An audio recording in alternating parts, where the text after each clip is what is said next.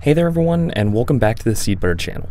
Today we're going to be going over an original iceberg chart created by myself which covers the incredibly popular game Ready or Not. This is my first iceberg that I've done in quite a while, so I hope you guys enjoy it. And I've put tons of effort into making this, and I've received plenty of awesome community support, which I'm very grateful for. I'm very excited to bring you this chart which looks at ridiculous theories, secret lore, hidden details, and so much more regarding this hit game which I've come to appreciate recently. Please remember to show the video some love if you enjoy it, and consider joining my Discord if you enjoy this type of content.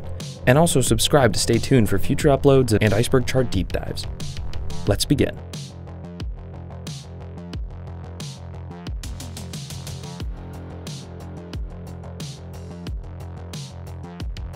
Environmental storytelling. Ready or Not is extremely well known for its meticulous level design and attention to detail.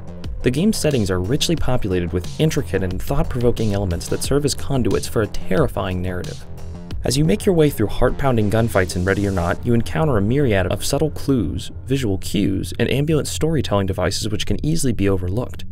These small objects, such as handwritten notes, discarded items, graffiti, or, in some cases, things much more sinister, often tell an unspoken narrative.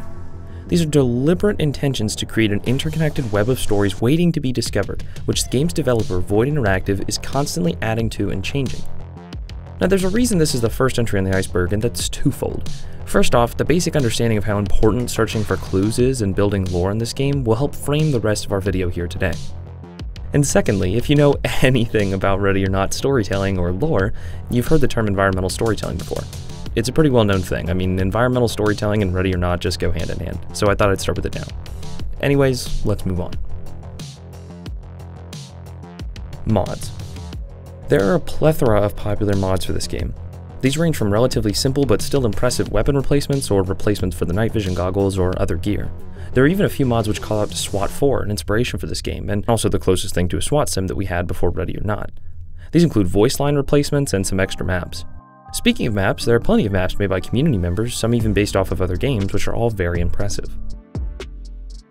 Los Sueños is LA. This is a relatively small point here, but Los Sueños, the city where the game takes place in, is loosely based on Los Angeles. That's despite the fact that we have evidence to suggest Los Sueños is much further south than the real LA, but regardless, like many other fictional game cities, it's based off LA. Also, for anyone who doesn't know, Los Sueños is Spanish for dreams. And I think this is a pretty good choice of the name given the story. What we see in this game and what we'll talk about today is that Los Sueños isn't a city of dreams, but of nightmares and broken hopes. Shane, Please Shut Up series. Okay, so before we get too deep into this video, I absolutely have to shout out a Ready or Not lore series by a YouTuber named Shane, Please Shut Up. Shane has essentially pioneered the search into Ready or Not's lore, and I took plenty of inspiration for my iceberg in this video from his content, so I'll try and credit his ideas wherever possible. If you get the chance, I highly encourage you to check out some of his videos, which I've linked to here. They're a lot of fun, and we'll reference some of his points a time or two. Contemporary issues. One of the most interesting and at times controversial things about Ready or Not is that the game tackles plenty of contemporary real-world issues in its maps and story. There are obvious points like the contents of the maps, the nightclub one, which as we'll discuss later, is basically based entirely off a real event. And there's also an upcoming map which will pit D Platoon against an attack on a school, which is an obvious reference to the sad but all too real phenomenon. We'll see the same thing in newspapers and smaller details like references to a climate crisis, strikes, and more. The game does a pretty good job at being all too realistic at times. Valley of the Dolls basement. The Valley of the Dolls is one of, if not the most disturbing maps in the game. While it may be a fun tactical experience, the story grows increasingly darker as you progress, reaching the eventual climax, which is the discovery of the entire basement's contents. And I've put this entry so high up on the iceberg because it's extremely well known. Typically when discussing this game's environmental storytelling, this map comes up immediately, and there's a good chance you've heard of some sort of breakdown or exploration video of this map before. But that doesn't make it any less terrifying. The discovery in the basement implying the victimization of hundreds, let me repeat that, hundreds of children, followed by the subsequent discovery of what is implied to be some of their bodies dissolving in acid. And then the penultimate find, which is the shrine-like room dedicated to the house owner's daughter, Janie Vole, which seems to be a manifestation of Amos Voll's repressed and disgusting desire towards his daughter. There's so much more to digest in this map, and we're certainly not done. We'll reference these discoveries deeper on in the iceberg, but for now, let's just move on. Nightclub. This entry refers to Neon Tomb, the map which contains the Neon nightclub, which is another well-known but extremely disturbing map from Ready or Not. This map has been the subject of some of the most controversy surrounding this. For now, we could focus on the sheer terror that this map evokes. The room is littered with bodies after a terror attack, and there are still bombers which may throw themselves at you in an attempt to take even more people down with them.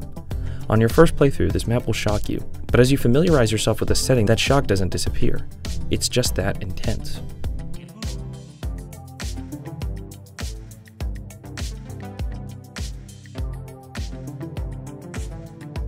War Vet Funding Cut. The War Vet Funding Cut is a very aptly named bill which in some way seeks to defund veterans institutions.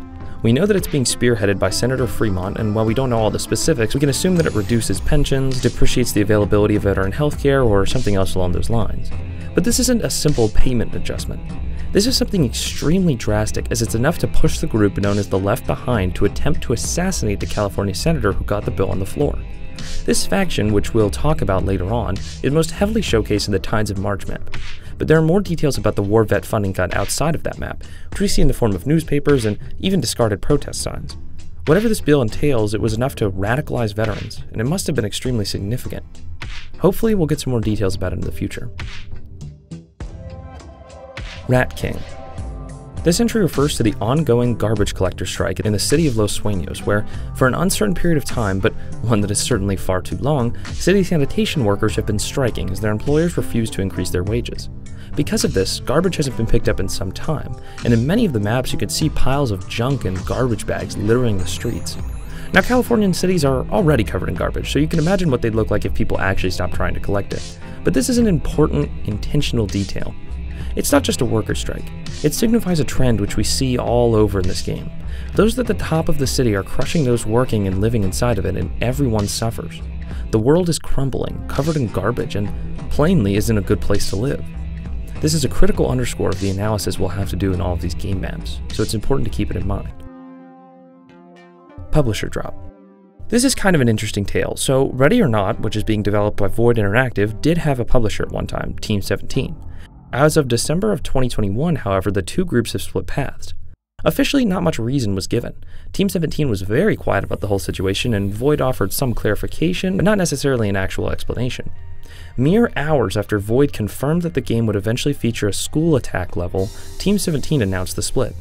Now, Void Interactive has since clarified that the school attack level was not responsible for the split, that they didn't say what was. The whole situation led to lots of clickbaity articles, which we'll discuss in detail later on in this chart. Let's get back to that subject eventually. General controversy. While there are some specific things that have really gotten this game in a negative media spotlight, there's also many broader criticisms of the game. The main one being that it's propaganda, or that it somehow glorifies police or their militarization, and thus potentially police brutality. In my opinion, this is kind of ridiculous. The game is striving for realism, and according to many, is doing a good job. It doesn't present any outward opinions about policing besides letting you play as police officers, and it doesn't glorify misconduct in even the slightest way.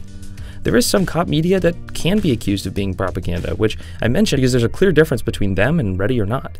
Simply having cops as protagonists does not equal glorification. And another thing I want to note is that this game doesn't feature cops beating down on economically disadvantaged Americans.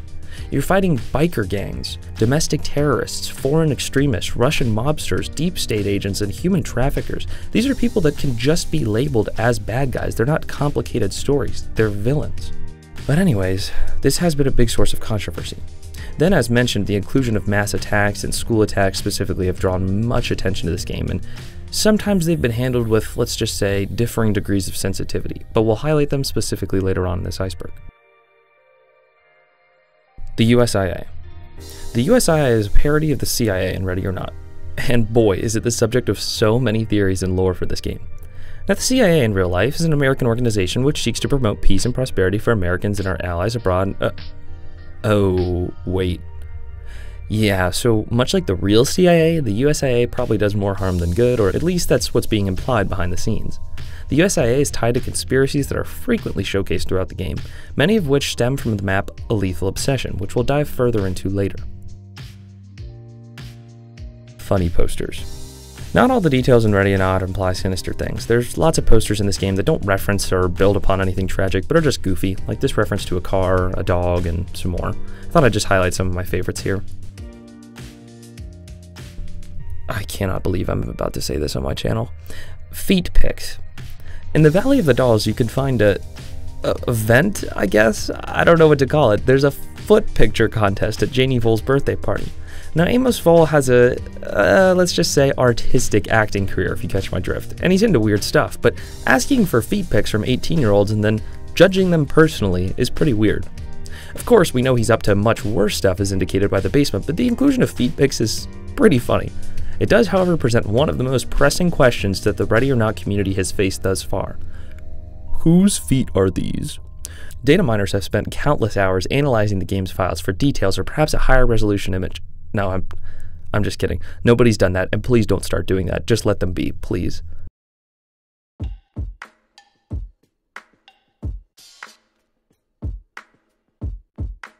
The Hand. The Hand is a terrorist organization possibly based in Yemen that is one of the groups you face off against in the game. They're a particularly difficult set of foes, and their story goes as follows. Following US military intervention in Yemen, the Hand plans the nightclub attack as revenge, which is where the map Neon Tomb takes place. After slaying clubgoers, the group faces against D Platoon using bomb vests alongside traditional weapons. After defeating them though, you aren't done quite yet. Regardless of who you leave alive or dead in this mission, canonically speaking, one of the Hand members survives this attack and is taken to the hospital. In an attempt to either rescue or silence this member before he makes it into police custody, members of the Hand storm the hospital, taking control of 2 floors and having yet another standoff against the D Platoon. We don't have a ton of information about the group's makeup, but we do know of 2 characters in particular worth mentioning. The first, Zahir, takes place in the club attack, and may be a leader of the group based on his more detailed showcase in the gameplay trailer. The second character, who could possibly be Zahir, we don't know, is a man in a yellow mask who gives a speech to his fellow combatants, giving us a few important details. The first is that he references 2 Arabic-sounding proper nouns that aren't quite discernible and do not refer to real-life locations as far as I can tell. Have no fear. This night is for Al-Zubair, for Midi, and for all people of Great Yemen. Which may refer to some of the events which motivate the group. The next is that he mentions fighting for the people of the Greater Yemen, further suggesting that the group is based, physically or ideologically, there. Now in-game there are some enemies with a yellow attire like this, so perhaps yellow is just a symbol of rank or maybe a specific group within the faction. Can't quite tell yet, so hopefully we get more information about them in the future. Timeline inconsistencies. Time is a bit of an issue in the world of Ready or Not. There are plenty of examples of calendars and posters with outright strange dates on them, like the 1990s in the police department calendar or 2035 mentioned in these missing posters, and now these are obviously too ridiculous to mean anything, and we've actually found other calendars that place the action somewhere around 2021. And we have details from briefings and maps that help us place certain maps before or after others. For example, the aforementioned hospital mission, which takes place right after the nightclub one. Shane Please Shut Up has stated that he's working on making an in-depth timeline, so I won't be tackling that subject. I'll leave it to him. But I will just throw out that at certain points in time, it's difficult to get a grasp on the timeline of this game. It's just not very clear. A simple date in each mission briefing would be an awesome addition to this game and make it so much easier for lore chasers. Mindjot. Mindjot is the company that seems to be some strange combination of Reddit and 4chan, and the mission's sinuous trail takes place at their headquarters. The company began as an anonymous messaging platform, but soon turned to a hiring board for foreign workers in the city of Los Sueños. Mindjot was once prosperous, benefiting from cryptocurrency integration, which helped fund them as the US dollar plummeted, and they had plenty of success organizing work when city services were as unstable as they were. Eventually, however, Mindjot was crushed by competitors, and to save the company, leadership turned to hosting illicit activity, from illegal trade to the possession of illegal content. Now, after the Valley of the Dolls mission, data from Amos Vole's house points towards Mindjot as the source of some of his illegal imagery and video, prompting an LSPD raid where D Platoon encounters the heavily armored Mindjot security. Now, it appears that Mindjot itself is not connected to the deeper abuse and human trafficking ring, which we'll dive into later. Rather, it just seems the company traded its morals to stay afloat and ended up attracting those people. However, in future updates, we may see a more in-depth connection between the traffickers and Mindjot, as there are actually some messages from Brixley Talent Time which can be found on this map, which is connected to that human trafficking ring, as well as the connection to Vole that I mentioned earlier. Bolton. Bolton Security is a faction in Ready or Not of private security guards that show up on 2 maps, the Spider and the Valley of the Dolls. Now, they're just a security organization which you occasionally fight off against, right? Well, there's probably something at least a little bit deeper to this group. There are two things that really stand out to me. The first is that armed private security probably doesn't want to shoot at cops. Private security just doesn't do that. They would obviously surrender during a police raid. These guys feel more like mercenaries or mobsters. And not only that, but on the two maps, which are arguably very connected to the human trafficking ring more so than any others, containing Amos Vol's house and Brixley Talent Time, Bolton is involved. It seems much more likely to me that these guards are involved in the grand human trafficking conspiracy of Los Sueños, rather than just being some random contractor. I could be wrong, but that's certainly what the data is pointing towards. School attack game.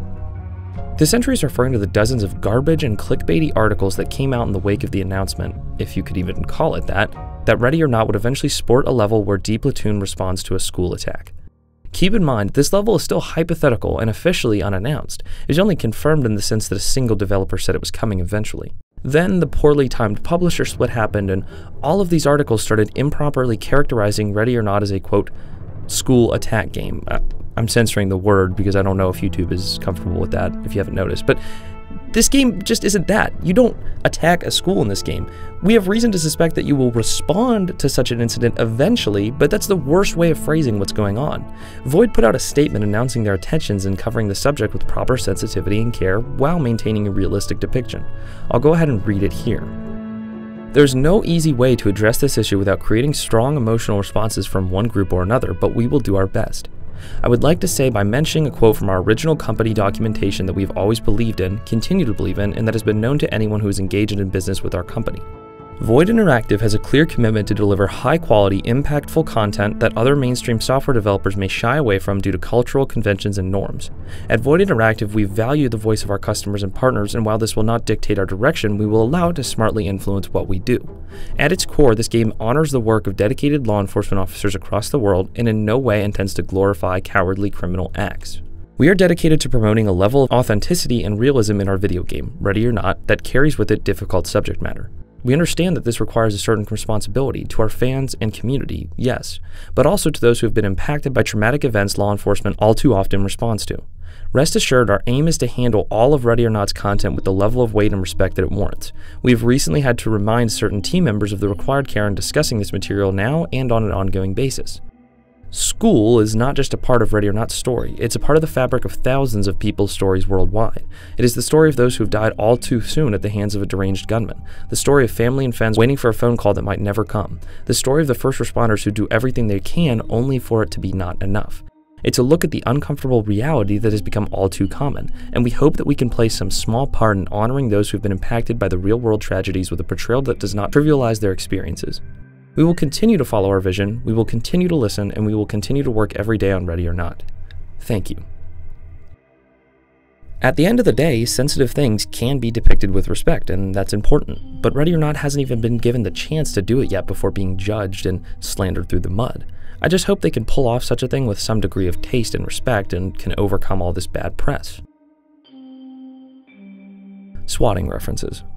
There's some background details which mention swatting incidents, which, just like real life, must be a thing in the Ready or Not universe, although none of them really connect to specific swatting incidents in particular. Now at first it was just a couple of newspapers here and there and some maps, but then Void showcased a new scenario that will come to the game upon its full release. Tentatively titled Streamer, this level focuses on a streamer getting swatted, and D Platoon responds, of course, finding nothing, except that they conveniently make their way onto an illegal crypto mining operation. I'll read what Void has put out while I'll play the trailer. The phone rings. A young man is on the other side. He informs that he's planning to kill his mother, brother, and take hostages as well. In no time, SWAT moves to the location. In the meantime, Milky Toes, also known as Michael Williams, is getting ready to begin his regular streaming session.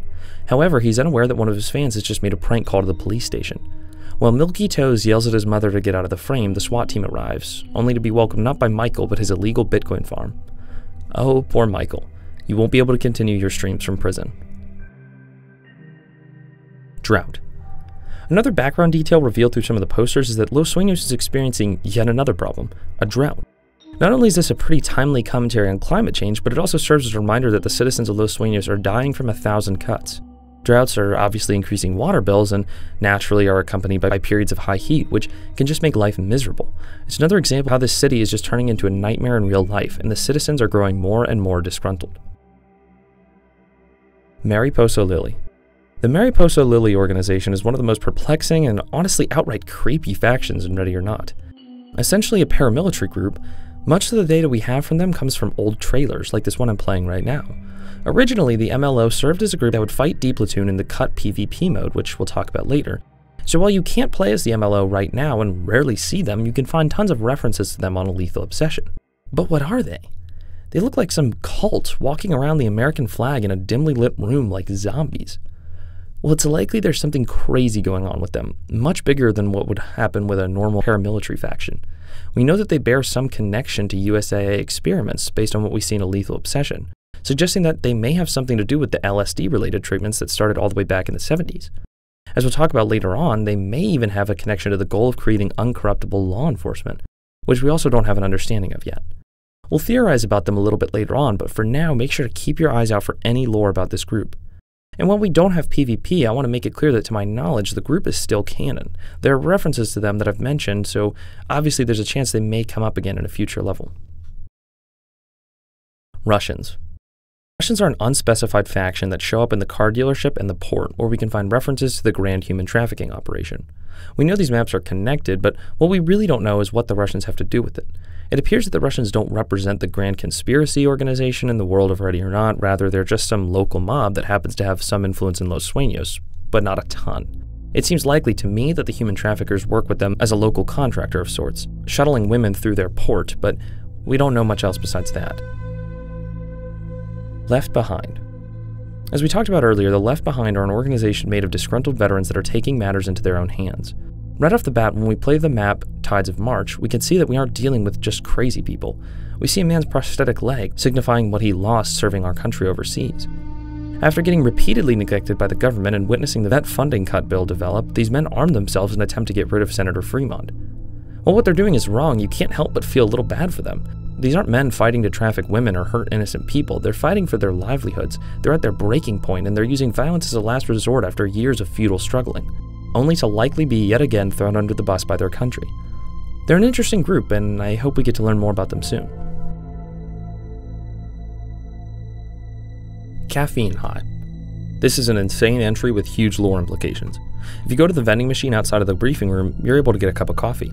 Drink enough of them and you'll get a caffeine high, moving at a rate much faster than usual. This is an incredible example of environmental storytelling, as Ready or Not tactfully demonstrates how to overdose on caffeine just like you can in real life. Incredible. Gerard Scott. Oh boy, now we're actually going to talk about lore implications. Gerard Scott is one of the most fascinating characters in Ready or Not, appearing on the map A Lethal Obsession. To quickly sum up Scott, he's an extremely intelligent ex-USIA member who has some set of mental disorders, which probably includes schizophrenia. He lives in a compound with an unnamed associate where he rambles on and scribbles a mix of nonsense and very detailed notes and chemical formulas all over the walls. In the mission briefing, we learned that Scott set his camper on fire outside of an LSPD precinct, drawing out officers and shooting at them, then fleeing to his home in what we learned was a deliberate attempt to draw out D Platoon to his house. Why would he do all this? Well, we learned it's because he specifically wants Judge to see everything he's created. There's so much to talk about here on this map, and we'll do some of that later, but for now I'll just mention one last detail about Scott, which is that he mentions a woman named Eve in a manner likely indicating that she's passed. We aren't sure who that is, perhaps it's a wife or daughter or sister, but we'll hopefully learn more about him eventually. He's one of the most important characters we've encountered so far. Coyote. Coyote is the codename for a cartel-related map or organization that we'll see in an upcoming update. For anyone that doesn't know, a coyote is someone who is paid to ferry illegal immigrants across the Mexican-American border for a fee. However, a lot of them are actually human traffickers taking advantage of their customers however they can. And in all likelihood, this will have something to do with the grand human trafficking operation going on behind the scenes in Los Sueños.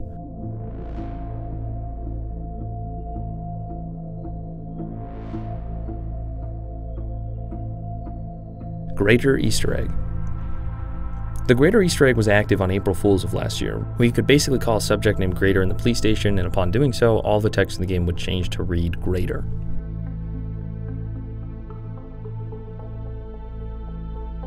Police Cap. One other Easter egg from this game is that the police hat near the shoot house can actually be put on. This is a subtle reference to the fact that the player character is a police officer, and Ready or Not is a game about police. Pepe references.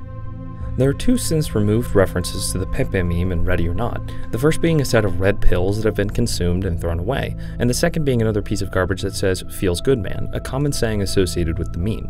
These drew controversy because of their association with right-wing politics and have been used as evidence for the whole Ready or Not is awful propaganda argument. Honestly, they're kind of funny and seem to be a commentary suggesting that the bad guys here took all the red pills and now believe in something stupid, but people just weren't a fan of it and it got removed. Bing chilling removal. In one of the more darker twists regarding Ready or Not, we have to discuss one of the biggest changes to the game.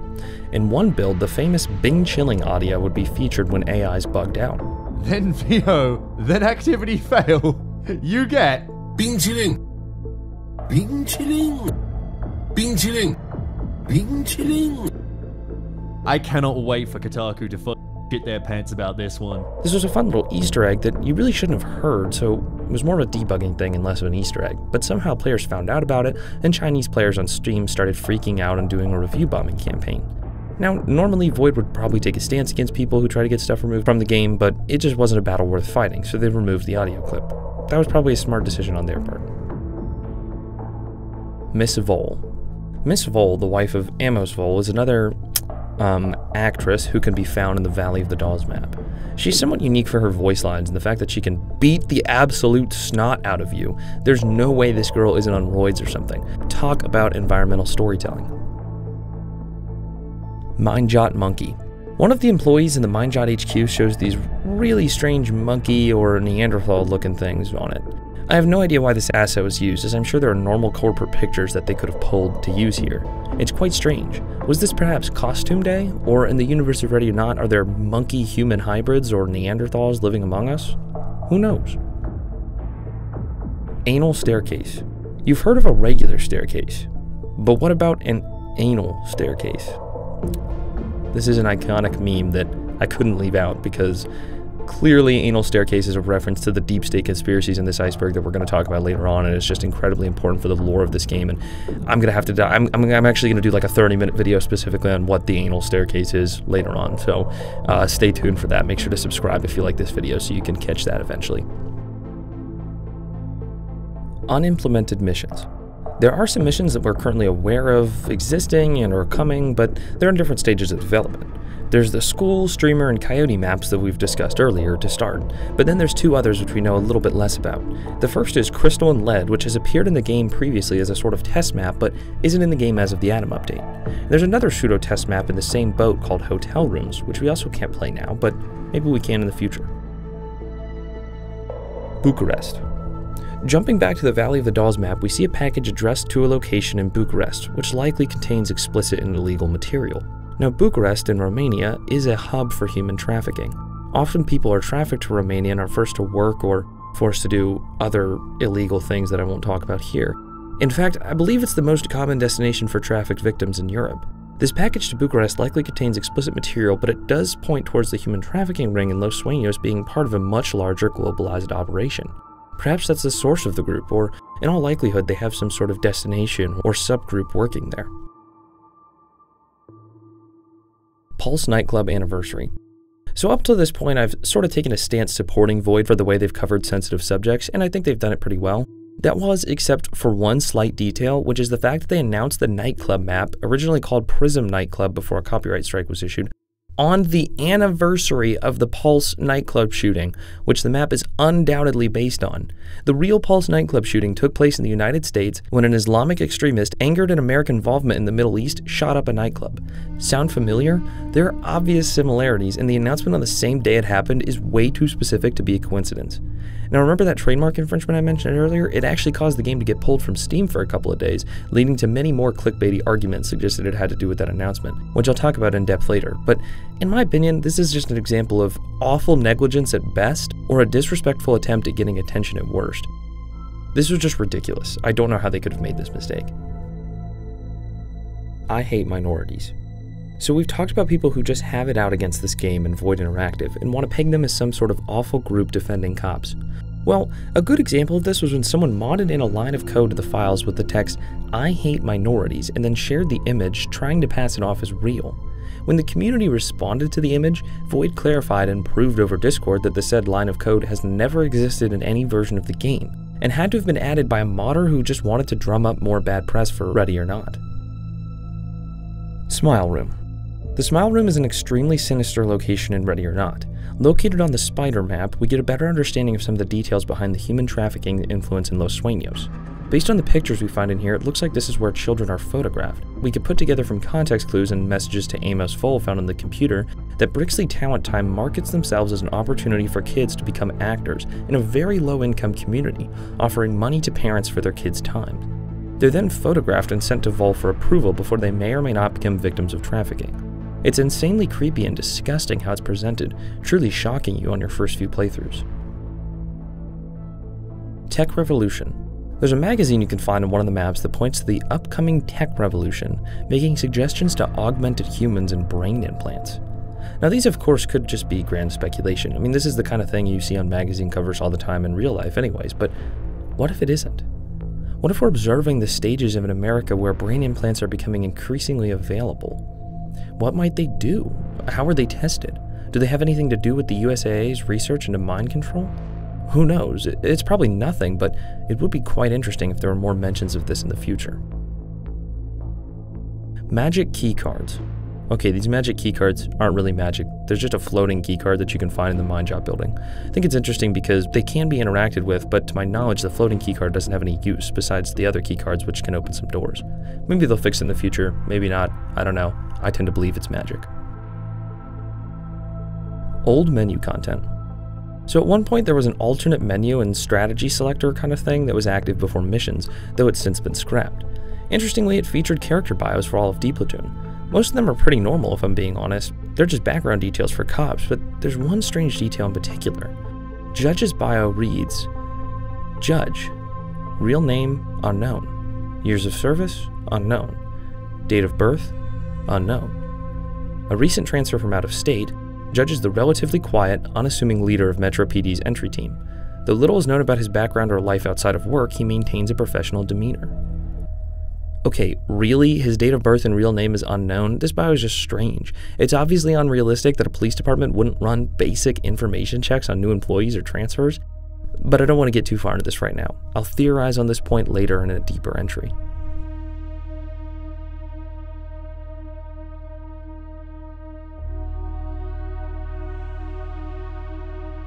(2035). This entry refers to two posters found on the Twisted Nerve map. They depict missing women, but they appear to have been kidnapped or were otherwise lost in the year 2035. We know this game takes place in the early 2020s, so this obviously makes no sense, and as Shane points out on his video on this map, their ages don't add up either. An idea proposed by him was that these posters were put up by trolls, either just to be funny or to perhaps comment on the fact that there's been a wide range of kidnappings in Los Sueños, which isn't too far out of the realm of possibility for this deranged city. I suggest it might be some sort of commentary on the human trafficking situation. 2035 could represent the idea that the problem is getting worse and worse with no signs of stopping and will still be going on by, you guessed it, 2035, and their young ages could represent the fact that children are often being the ones kidnapped and trafficked. This is definitely looking way too far into the asset, but hey, that's what iceberg charts are for. Ricin. Ricin recipes can be found all over the house in A Lethal Obsession. But we actually see a bit of an innovation here, as it appears Gerard has perfected an aerosolized formula that he can spray from a bottle, which appears to work on small mammals. Ricin is a poison derived from beans which have the capacity to kill people. The CDC has this to say about ricin. Ricin works by getting inside the cells of a person's body and preventing the cells from making the proteins they need. Without the proteins, cells die. Eventually this is harmful to the entire body and death may occur. Now, I doubt these formulas actually mean anything, but the thing is, in terms of poisons, ricin is actually fairly easy to make. So while I doubt the devs snuck in actual poison-making instructions, you could probably figure out how to do this at home as a fun science experiment. Just don't use it on any small mammals.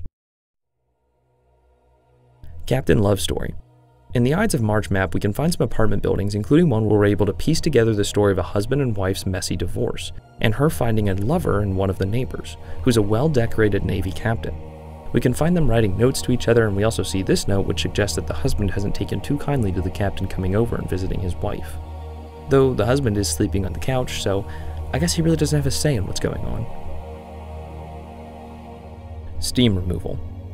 We mentioned the Pulse nightclub situation earlier, though I didn't cover this much. When the nightclub map came out, it was originally called Prism Nightclub, until an undisclosed party issued a copyright strike. Thereafter, Void quickly changed the name to Neon Nightclub. During this time, Steam took the game off the market. Many clickbaity articles were again written suggesting that the controversy behind the map was why Steam took the game down, which is untrue. But yeah, for like a few days, I don't know how long, a couple of days, the game was off Steam. Lead poisoning. This entry refers to a really good idea that Shane had in one of his Ready or Not lore videos, which pointed out that the complete state of disarray that the police station has found itself in suggests that the shoot house in the basement may actually be a source of lead poisoning. Shooting guns releases lead, which is why if you go to a shooting range, you'll find that it's either outside or has a complex and expensive filtration and extraction system. Now, the police station can't even get rid of its garbage, so is it possible that D Platoon is being subject to lead poisoning? This sort of passive lead exposure could lead to symptoms that don't usually appear until at least some amount of damage has been done, which is why we don't see symptoms in D Platoon yet, but that doesn't mean they're safe. This idea, while goofy, hits home with me for a couple of reasons. The first one was that while I was a kid, I had this toy car from the Cars movie that was made with lead. My parents actually had to send it back because it got recalled, and I'm 90% sure I put that thing in my mouth at some point. And also, one time in 10th grade, I am 100% sure that I had lead in my mouth because our teacher passed some around for us to look at in a box, saying we could touch it if we washed our hands afterwards. And my friend and I, wanting to be as idiotic as possible, which was a very common theme of my childhood, licked the lead. That really doesn't have anything to do with Ready or Not. I just thought I'd never have the chance to share that story again, so let's move on. Who is the spider? The spider is an important theme in Ready or Not. There's the map obviously named the spider, and the spider symbol that appears in the game across multiple maps. It looks to be made out of 8 individuals, as the limbs of the spider appear to be people, which leads me to believe it is perhaps a symbol of sorts. Possibly an organization led by 8 men, or 8 subgroups. Perhaps these are the ones running most of the crime in Los Sueños, or perhaps the ones leading the human trafficking ring. We just don't have enough information now to be sure, but I can promise you that it's important. Venus Project. The Venus Project is a real-life nonprofit envisioned by a man named Jacques Fresco. It essentially suggests making a perfect society using the best methods known to man. Now, this Venus Project guy may sound smart, but he's literally just saying, imagine if we built a city from the ground up which was completely sustainable, and also society was structured to be perfectly harmonized. Like, I can't imagine they really do much besides sit around and wish the world was different. It's kind of just like, yeah, duh, that would be nice. Anyways, it's referenced in documents a couple of times across Ready or Not, and one of the Venus Project books can actually be found in the police precinct. Perhaps it's a call out to the envisioned antithesis of Los Sueños, a city that, well, isn't crumbling and ruined. That's the only thing I can imagine it means, at least right now. Twisted Nerve messages. Twisted Nerve is full of strange messages. Drawings saying to follow the insect, whatever that is. Dig, dig, dig chants written on the walls. Perhaps most strangely, references to Christina and needing her for something. What are they digging for? What is the insect, and who on earth is Christina?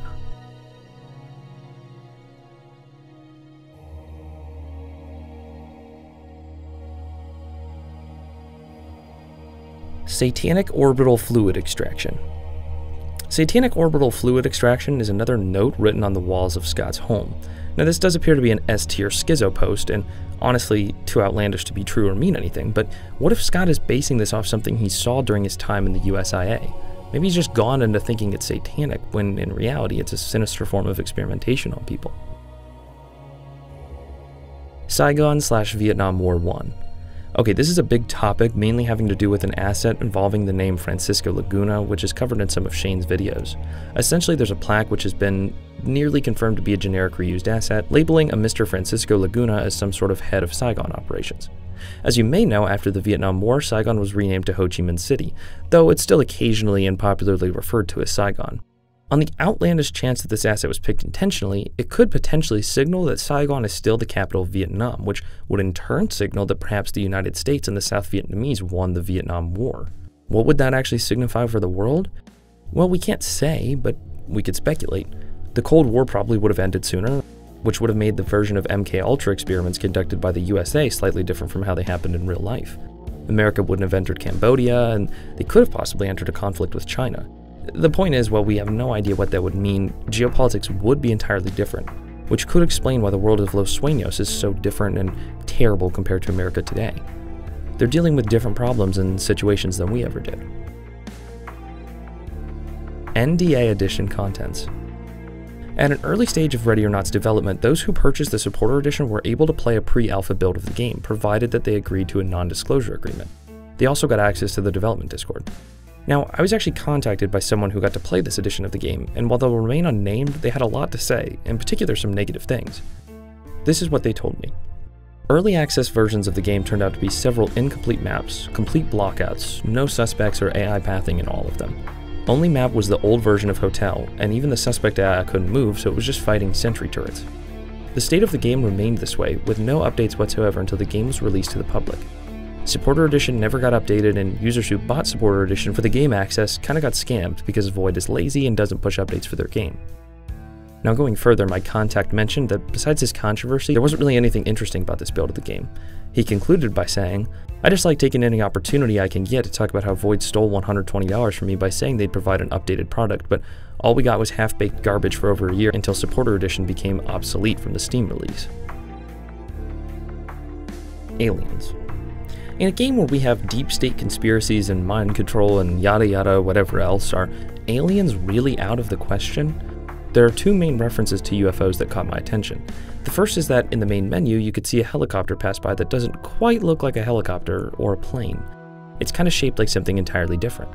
The second is this document which can be found in the port map mentioning a UFO sighting around Lithuania.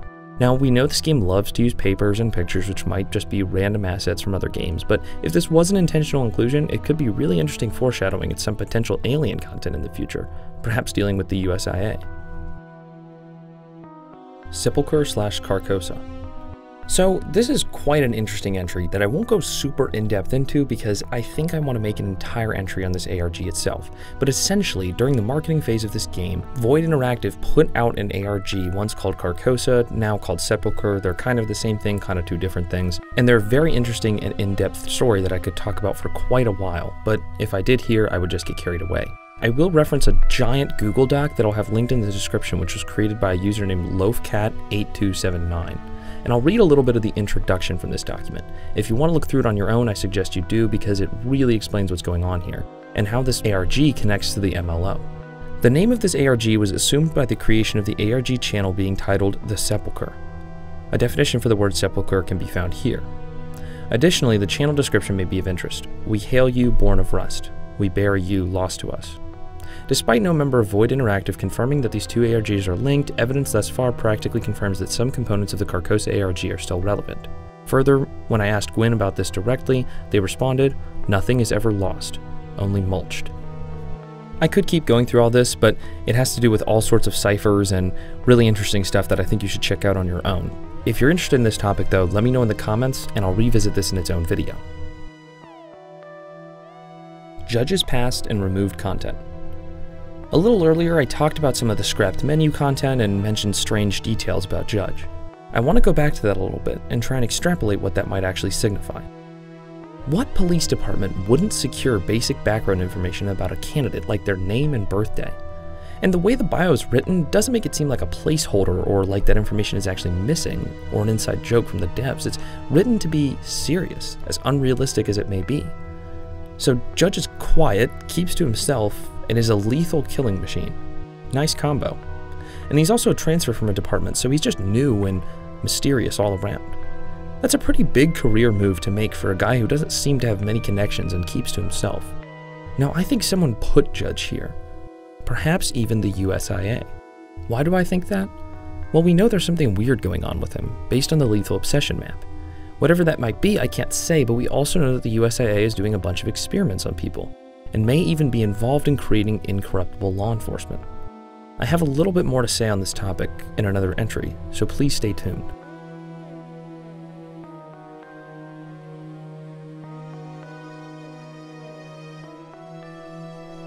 Removed balloon. There are actually a couple of balloons, if you catch my drift, that you can see throughout the game. Obviously, these contribute to environmental storytelling and can give us some details about Amos Fall, for example, in the Valley of the Dolls. But there's one that's much more sinister. On the map Twisted Nerve, you were previously able to find one of these balloons in a sealed package on Molly's dresser. After the Atom update, it was removed and replaced with a used one on the floor. This is an extremely disgusting but powerful detail, tactfully showing, not telling, what happened to this poor victim. The girl, who is underage, probably isn't just a meth user. She's being abused, and there's a good chance that those abusing her are enabling her drug habits or even force-feeding her meth to conceal the evil that they're doing. While it's a disgusting idea, it is a real phenomenon, and it's one of the more scary details that I've come across in this game. Deep State. Throughout many of the different maps in Ready or Not, we've seen evidence of larger groups at play, from terrorist organizations to human traffickers and even the cartel. But what if there's a group behind it all, even if we don't see them? Someone pulling strings behind the scenes. Here's the thing. There isn't nearly enough lore to make a perfect theory about who's running things in Los Sueños, and possibly America or even the world at large in Ready or Not. But we do know that something is going on. There's obviously the whole USIA situation, where for whatever reason the USIA is conducting MK-Ultra-esque experiments and possibly trying to somehow augment law enforcement, which we'll talk about later. Now, we can't say a lot of definitive things about the uses of MK-Ultra research or if the program actually saw any success, but what we do know is that it happened because of situations pertaining to the Cold War. If the USIA is doing mind control or mind-alterating experiments behind the scenes, could it be because the US is experiencing another Cold War-like scenario? Or if this crazy theory about the Vietnam War being won is true, what if in this version of America we quickly defeated communism abroad and it's only starting to become a problem nowadays? This is a fun thought, but based on all the references to law enforcement, it's likely that this work is really being used domestically, for whatever reasons. And don't even get me started on the MLO. Even though we don't know a lot about them since PvP isn't coming back anytime soon, they have to have a connection to the Deep State as well. Regardless of the specifics, there's some Deep State conspiracy going on in the background of Ready or Not, and hopefully as more updates come we can try and theorize better. The Cycle. The Cycle is one of the schizo posts mentioned by Gerard Scott. You have to.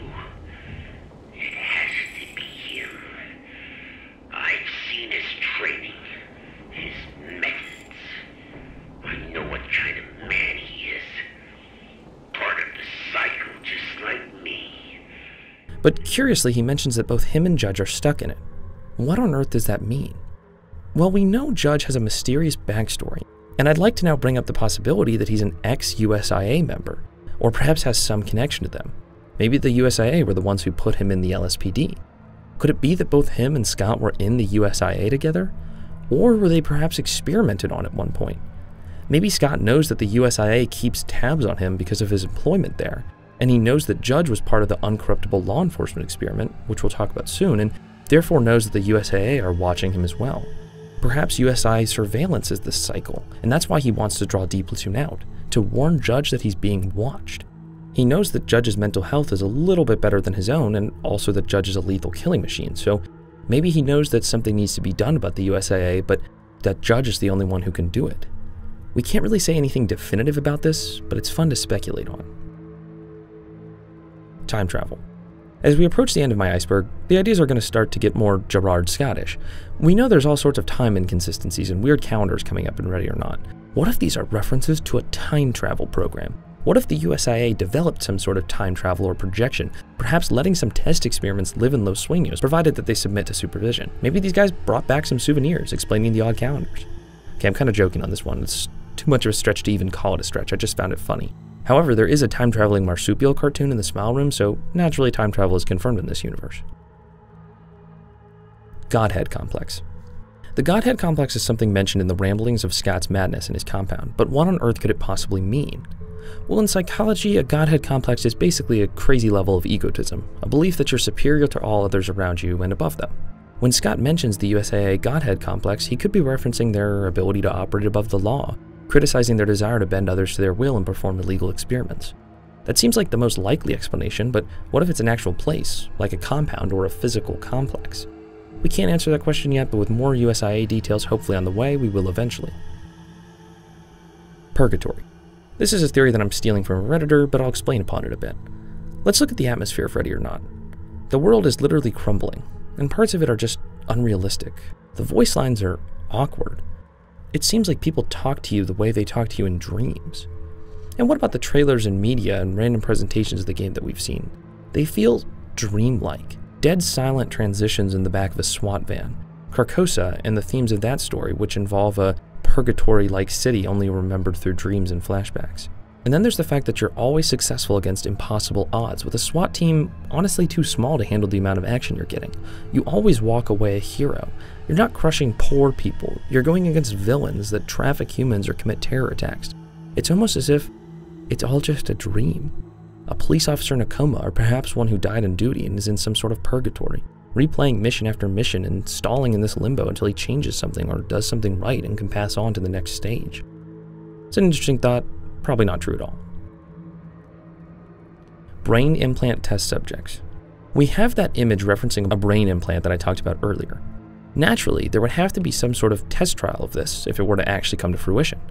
Knowing that Los Sueños is as dark as it is, it wouldn't surprise me if these trials involve some degree of coercion or violence, or perhaps something even worse. What if USIA experiments had to do with this? Did they realize perhaps that LSD was a faulty source of mind control and ego destruction, so they pivoted towards engineering a perfect mind chip that could do the job better?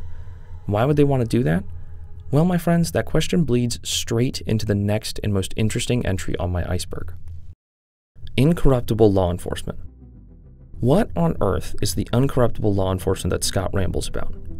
I tend to think, based on his desire to make Judge see it, that it's a real thing. Perhaps it's something that even he worked on in his time at the USIA. But what on earth would they do?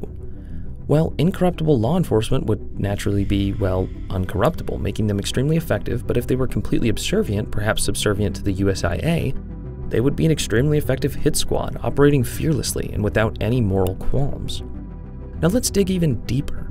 So, suppose the USIA was trying to create a perfect law enforcement squad that was completely loyal to them.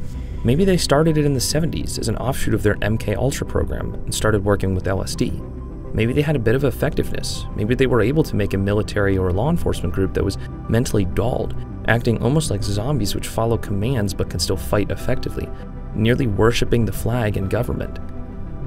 Does that sound familiar? Yeah. I'm proposing that the early test subjects for this USIA program are the MLO. Perhaps the USIA doesn't want to get rid of them just yet, but needs to keep them in the shadows because of all the experiments that have been done to them. Perhaps that's why D Platoon is being set up to fight them one day.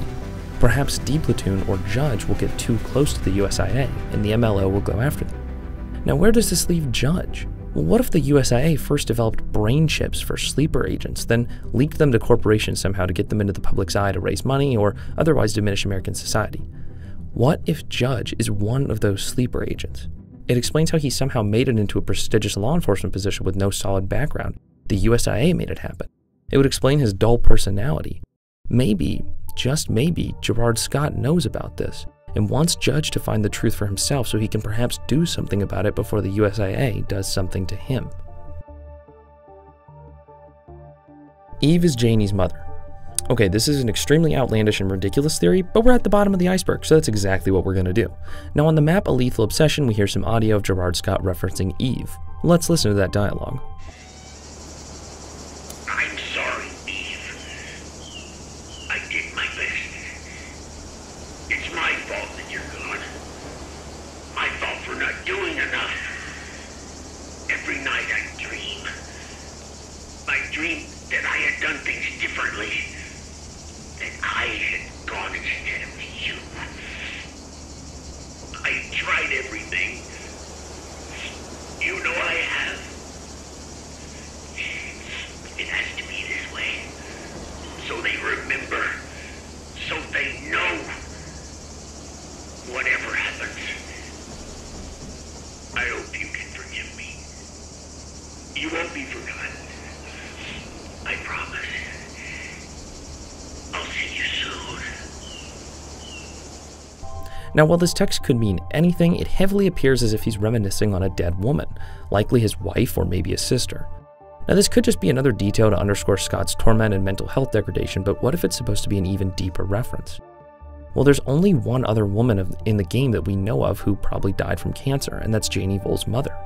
We can infer from notes around the Valley of the Dolls that Mrs. Voll is only Janie's stepmom, and then based on this image where the unnamed mom doesn't have any hair, it suggested that perhaps she died from a battle with cancer, at least a few years ago.